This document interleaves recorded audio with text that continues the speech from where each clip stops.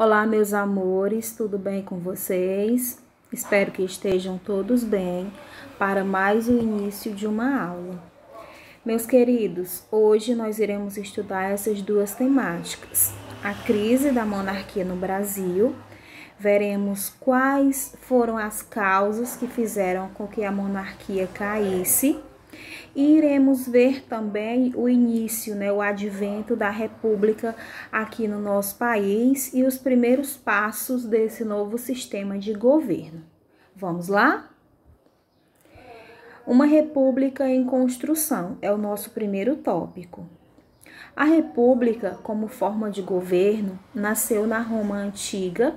Com ela surgiu a noção de um governo visto como res publica, ou seja, coisa pública, que deve servir aos interesses dos cidadãos.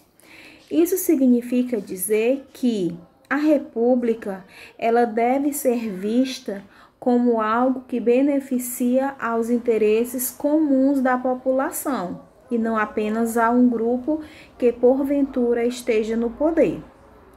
Com a Revolução Francesa, no final do século XVIII, o conceito de república se uniu ao de liberdade e democracia e passou a ser associado aos direitos civis e políticos. Aqui nós vemos uma ampliação desse termo república. Nós vemos que ele vai crescendo no sentido de servir aos cidadãos, no sentido de servir à população de uma forma em geral. No Brasil, surgiu para atender aos interesses de setores do exército e das elites econômicas e políticas do país, que se aliaram no final do século XIX, ou seja, ela serviria a uma pequena elite dominante. O uso do Estado em benefício de interesses privados tornou-se um problema histórico na nossa República. Um Estado público somente será possível com a ampliação do exercício da cidadania pelos brasileiros. Então, aqui mostra exatamente como é a República no Brasil. Ela vai surgir de acordo com os interesses pré-estabelecidos de um grupo. Que grupo é esse? O grupo dominante, a elite, o exército, aquele grupo que queria o poder. E até hoje nós ainda não aprendemos a exercer a nossa cidadania plenamente. E por esse motivo, nós acabamos por não buscar os nossos direitos enquanto cidadãos pertencentes a uma república.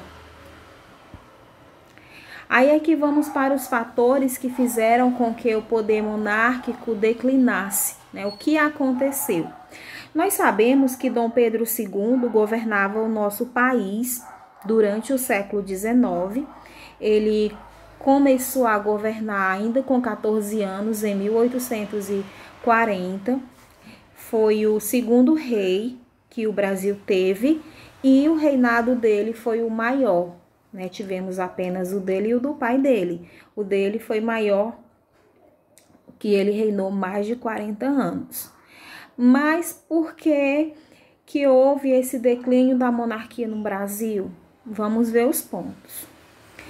Primeiro, nós temos a defesa do federalismo pelos cafeicultores do Oeste Paulista, que eram ligados ao capital internacional e mais autônomos em relação ao governo imperial que os cafeicultores do Vale do Paraíba. Então, estados federados, para esses cafeicultores do Oeste Paulista, era muito mais válido do que a questão da monarquia, do que a questão das províncias. Então, uma república com estados federados era mais interessante do que uma monarquia com províncias. Portanto, havia aí uma defesa do federalismo de muito tempo.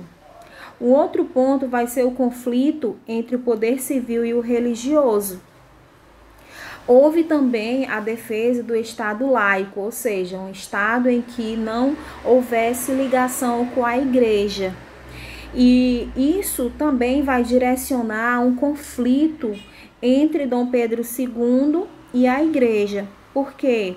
Porque Dom Pedro II era maçom e acabava indicando eclesiásticos maçons para os cargos da igreja. E a igreja não estava mais aceitando maçons em seus quadros.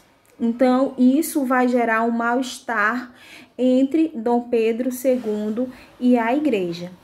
Terceiro ponto a ser questionado é a questão dos sucessivos atritos entre o governo e os militares após a Guerra do Paraguai. Por que isso aconteceu? Porque o exército ele vai sair fortalecido e ele vai querer mais poder, ele vai querer melhores salários. E Dom Pedro II era um rei.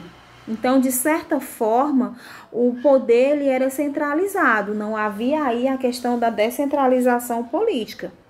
Portanto, isso deixava esse exército que saíra fortalecido da Guerra do Paraguai um pouco desanimado e também impede conflito aí com Dom Pedro II. E por último, o descontentamento das elites tradicionais do Nordeste do Vale do Paraíba com a monarquia após a abolição da escravatura em 1888.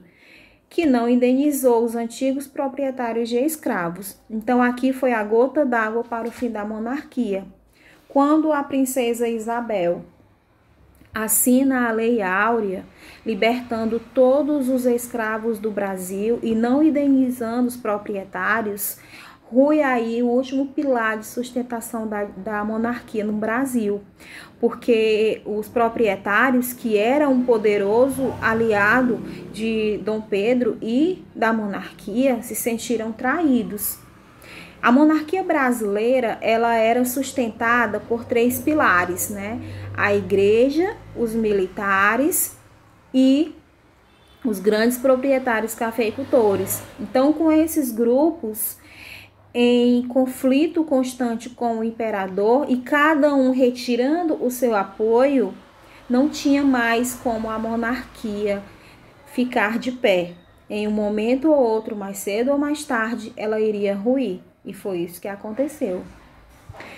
Nós vamos ter, né, o movimento republicano e, claro, o golpe de 1889. Queria abrir aqui um parêntese para falar sobre essa questão de golpe, né? Infelizmente, o nosso país, ele passou pela sua história toda, né, principalmente do período republicano, ele passou por muitos golpes, muitos e muitos golpes de Estado, e isso eu acredito que deixe a nossa história um pouco mais turbulenta. Bom, com a modernização dos principais núcleos urbanos do centro-sul do país e o crescimento das camadas médias e da burguesia cafeeira, o movimento republicano se transformou em força política decisiva. Então, esse crescimento, essa questão dos núcleos urbanos, vai dar início aí os primeiros passos, né, para a questão da república, para o movimento republicano. Em 1870, vai ser publicado o Manifesto Republicano, e o Manifesto Republicano ele vai criticar o caráter centralizador e hereditário da monarquia e vai defender o princípio federativo de regime republicano. Né? Manifesto Republicano já diz tudo, ele deseja uma república. Alguns republicanos, como Quintino Bocaiúva, esse movimento republicano, como eu já disse, né, ele vai ser um movimento que vai se dividir, né? Alguns republicanos, como Quintino Bocaiúva, ele pregava a instalação da república sem agitações sociais que ameaçassem a ordem estabelecida. Ele pertencia ao grupo dominante, tá? Ele era jornalista e ele liderava o grupo dominante, aquele grupo em que tinham mais adeptos. Por outro lado, tinha o Silva Jardim, que era advogado, e ele defendia, juntamente com o seu grupo, uma ampla mobilização popular para derrubar a monarquia. Porque a República, né, o movimento republicano e principalmente a proclamação da República em 1889 vai ser chamada de golpe, justamente por conta desses dois pontinhos que a gente refletiu por último, né? A questão de que o movimento republicano, que acabou se tornando de fato uma proclamação da República, claro, de acordo aí com os interesses de um grupo, ele foi realizado de forma que não houve nenhum tipo de agitação social, de forma que ninguém sabia o que estava acontecendo. Inclusive, o jornalista chegou a dizer o seguinte, que a população assistia bestializada ao que estava acontecendo, né? Por que assistia bestializada? Porque eles não sabiam exatamente o que estava acontecendo. Foi algo que foi planejado em salas fechadas e que foi colocado em prática em um determinado dia. Portanto, isso é um golpe. Aí, no dia 15 de novembro de 1889, o Marechal Deodoro da Fonseca marchou com as tropas para o Ministério da Guerra e proclamou a República no Brasil, sem resistência alguma do imperador Dom Pedro II. O que nós precisamos saber também, meus amores, aqui, é que a população brasileira ela não sabia o que estava acontecendo. A população brasileira como um todo, como disse Aristides Lobo, assistia bestializada ao que acontecia. Porque só quem sabia dessa proclamação da República era aquele grupo que havia programado isso, tá? Então, inclusive, boa parte da população brasileira até gostava da monarquia, gostava de Dom Pedro, admirava a família imperial brasileira, mas isso não foi levado em consideração. Né? Como no Brasil, sempre, né, a vontade do povo ela não é levada em consideração, mas apenas a vontade de um grupo que quer se manter no poder. Essa é a realidade, infelizmente. Então, quando houve a proclamação da República, Dom Pedro I e a família imperial brasileira foram expulsos do Brasil, acabaram se exilando lá na França. Essa primeira imagem ela é uma charge, né? Dom Pedro II, perdão, sendo aí jogado da cadeira. E a segunda imagem é uma das últimas fotos da família real brasileira, se eu não me engano, a última.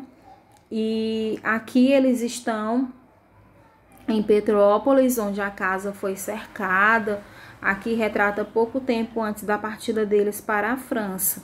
Eles acabaram sendo acolhidos aí pela família do Conde Du, que era francês e era esposo da princesa Isabel. E um fato curioso, né, a título mesmo só de curiosidade, quando Dom Pedro II foi embora, ele levou em um saquinho uma porção de terra brasileira, uma porção de areia, né, do Brasil, e ele escreveu que quando ele morresse, ele queria ser enterrado com aquela porção de terra.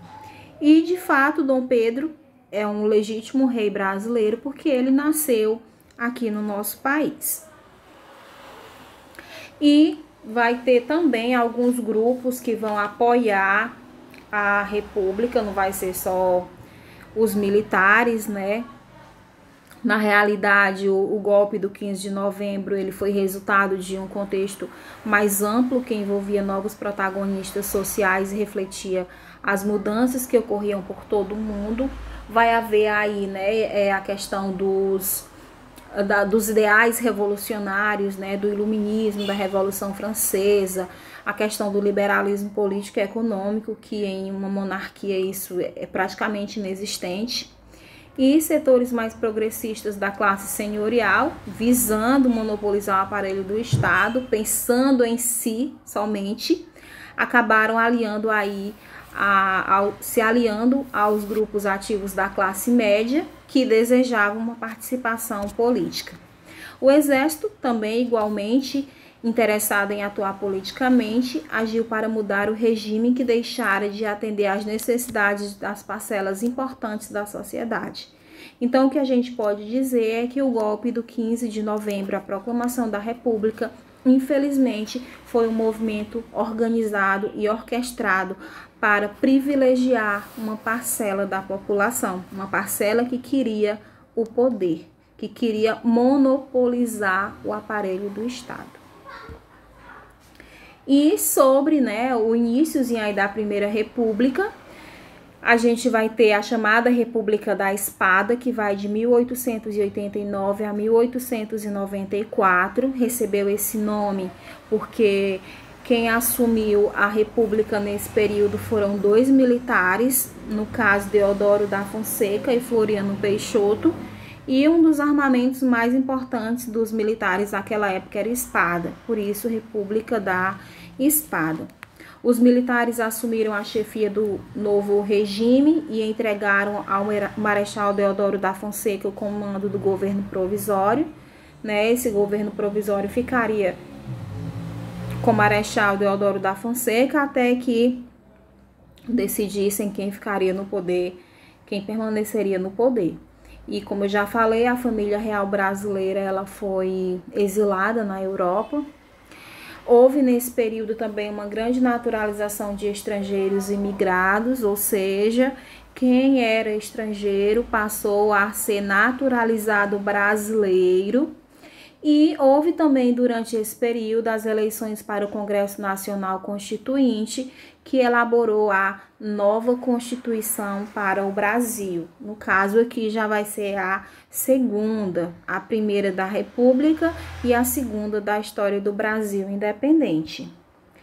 Bom, com a eleição, com as eleições para o Congresso Nacional Constituinte, os constituintes eles aclamaram, né, Deodoro da Fonseca como presidente, aí ele assumiu o poder e como vice tinha o Floriano Peixoto, o Marechal Floriano Peixoto. Durante o governo de Deodoro da Fonseca vai haver aí um colapso econômico com a política adotada pelo ministro da Fazenda, no caso o Rui Barbosa, baseada na emissão de dinheiro e no investimento em ação da Bolsa de Valores, foi o chamado encilhamento, né?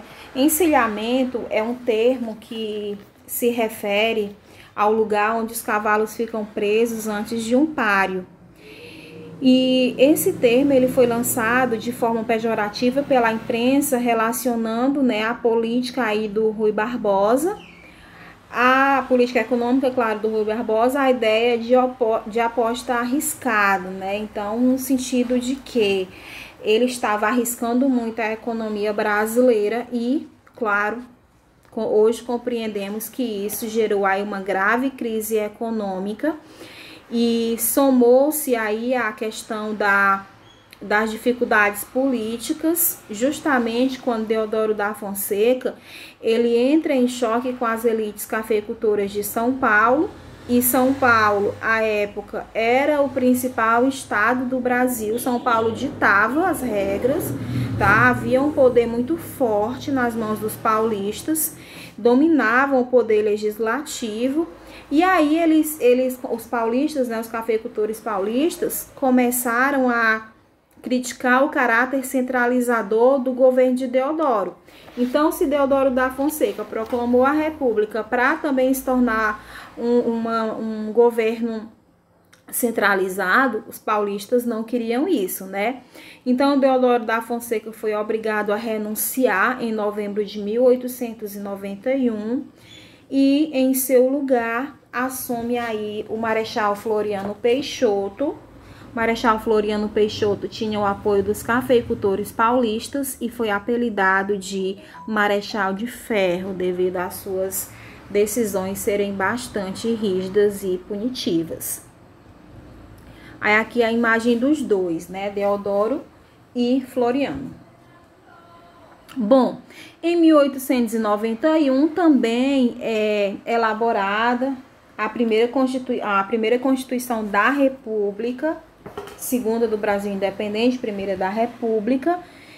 E aqui nós temos os principais pontos. Primeiro, criação da República Presidencialista, com eleições para presidente de 4 em 4 anos, sem direito à reeleição. Só poderia se candidatar uma vez e depois, passado o tempo, né, poderia uma segunda vez, desde que não fosse um mandato seguido do outro. Aí os poderes serão divididos em 3 esferas: executivo, legislativo e judiciário, que é até hoje. Houve o estabelecimento do voto direto e universal para cidadãos maiores de 21 anos.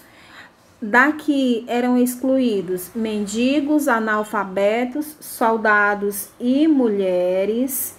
E a Constituição, ela não determinava que o voto devia ser secreto, né? Então, o voto passou a ser aberto. Tinha lá a urna e todo mundo via em quem você votava. Transformação das antigas províncias em estado de relativa autonomia, com base, né, aí no princípio do federalismo. Separação entre Estado e Igreja, extinção da pena de morte, instituição da liberdade de culto religioso e do casamento civil. Algo muito comum para uma república. E vai ter aí a laicização da educação pública, ainda que essa não fosse obrigatória, né? Então, o Estado passou a financiar a educação, uma educação laica, ou seja, sem o viés religioso, e não era obrigatória, né? Estudava quem queria e quem podia, porque a gente está falando de um Brasil totalmente diferente do Brasil atual, né? Um Brasil em que as populações carentes, elas passavam muita necessidade e não tinha, gente, acesso à educação como nós temos hoje, né? Era algo muito mais distante da realidade da população brasileira daquele período. Aí aqui a capa da primeira Constituição brasileira. O Brasil, ele passou a se chamar República dos Estados Unidos do Brasil. Esse nome só foi alterado na Constituição de 1967, quando o nosso país passou a ser chamado de República Federativa do Brasil, e é mantido até hoje, né, pela Constituição de 1988, a última Constituição brasileira. Aí nós vamos ter também, durante esse iníciozinho de república, a chamada república oligárquica. E o que seria a república oligárquica, né? O que é oligarquia? Oligarquia significa governo de poucos. É quando poucas pessoas ficam no poder se alternando, tá? Isso é oligarquia, um grupo pequeno se alternando no poder. A república oligárquica, ela vai iniciar com o presidente Prudente de Moraes, que assume o poder em 1894 e fica até 1898. O Prudente de Moraes foi o primeiro presidente eleito. Ele era membro da elite cafeicultora paulista, permitindo a esse grupo direcionar os recursos públicos em benefício de seus próprios interesses. O Estado foi administrado como um bem particular para promover favores e distribuir benefícios, né? A famosa prática clientelista. É o famoso toma lá da cá, né?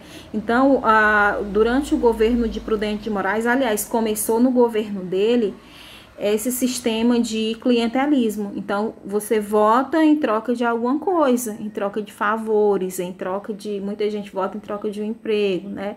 Então, isso é bem complicado e ainda hoje está aí na história do Brasil. Depois vem Campos Salles. Campos Salles fica de 1898 a 1902. Durante o governo de Campos Salles, o presidente consolidou os mecanismos de poder e de controle do processo eleitoral que constituíram as bases da república oligárquica, no caso aí a política dos governadores e o coronelismo, né? Ou seja, ele só aí deu um up a mais na política dos governadores e também a questão do coronelismo. E o que seria a política dos governadores? Bom, política dos governadores foi um instrumento por meio do qual os grupos dominantes em cada estado apoiavam o governo federal, que, em troca, não reconhecia a eleição de candidatos da oposição. Então, gente, aqui era muita fraude mesmo, tá? O governo federal fazia alianças com o governo estadual, que por sua vez fazia alianças com os coronéis. Então ficava a estrutura: governo federal, governo estadual e governo municipal. Professor, e o coronel era o prefeito? Não, mas o prefeito era quem o coronel queria colocar no poder. Simples assim. Tá? O coronel, ele dominava o poder local, ele dominava o poder no município. E para controlar os votos, os coronéis, que eram os latifundiários locais, ofereciam favores em troca de votos ou ameaçavam violentamente os eleitores, né? O famoso voto de cabresto. As pessoas eram obrigadas a votar em quem o coronel mandava. Aí aqui nós temos duas charges referentes a esse assunto. E nós vamos ter a política do café com leite, que é também um ponto muito interessante. Bom, as oligarquias de São Paulo e Minas Gerais, que à época eram os estados mais ricos da União, impuseram seus interesses ao dominar os cargos políticos federais mais importantes. No caso, né, o presidente da República e o cargo de ministro da Fazenda. Mas por que política do café com leite? O que é que isso tem a ver com São Paulo e Minas Gerais? Simplesmente porque São Paulo era grande produtora de café e Minas Gerais grande produtora de leite. Por isso, política do café com leite, porque ficava se alternando no poder federal São Paulo e Minas Gerais. Durante o mandato ficaria São Paulo e no mandato seguinte Minas Gerais. Ou pessoas que estas oligarquias indicassem, tá? Então havia ali uma aliança muito forte entre esses dois estados com o objetivo de não saírem do poder, né? Ficarem no poder, se perpetuarem para todo sempre. Amém. O Rio Grande do Sul também conquistou o poder após se aliar a deputados nordestinos. Outros grupos políticos oligárquicos se aliaram a mineiros e paulistas e também passaram a determinar os rumos políticos e econômicos do país. Produzido pelas elites paulistas, o café era o principal item de exportação nacional e constituía a base econômica do país. Com grande aumento da produção a partir do final do século XIX, contudo, houve uma queda nos preços do café no exterior. Logo, o café caiu em uma crise terrível. E o café, gente, era o principal produto de exportação, era o que rendia lucros ao Brasil. Então, o governo federal ele começou a lançar sucessivos planos para reerguer novamente o preço do produto, né, o preço do café. Em 1906, foi iniciado no convênio de Taubaté a principal medida, né, aí para conter essa crise, para tentar melhorar os preços do produto. Então, o governo começou a contrair empréstimos, começou a comprar estoques de café e aí reduziu a oferta do café no mercado. Portanto, isso vai o quê? Forçar o aumento dos preços, né? Aquela famosa projeção feita por Adam Smith, né? A questão da lei da oferta e da procura. Então, o governo utilizou-se disso para tentar melhorar o preço do café no mercado. Essa questão, a um longo prazo, não tão longo assim, vai trazer sérias consequências econômicas para o nosso país, infelizmente. E aqui nós temos uma charge, né, representando aí a política do café com leite, São Paulo e Minas Gerais, aí é uma gangorra, né? A gangorra, quando as pessoas estão na gangorra, enquanto um se eleva, o outro baixa e assim sucessivamente, mostrando aí a questão de que São Paulo e Minas Gerais se revezaram no poder federal por cerca de 30 anos. E é isso, meus amores, espero que vocês tenham compreendido. Até a nossa próxima aula.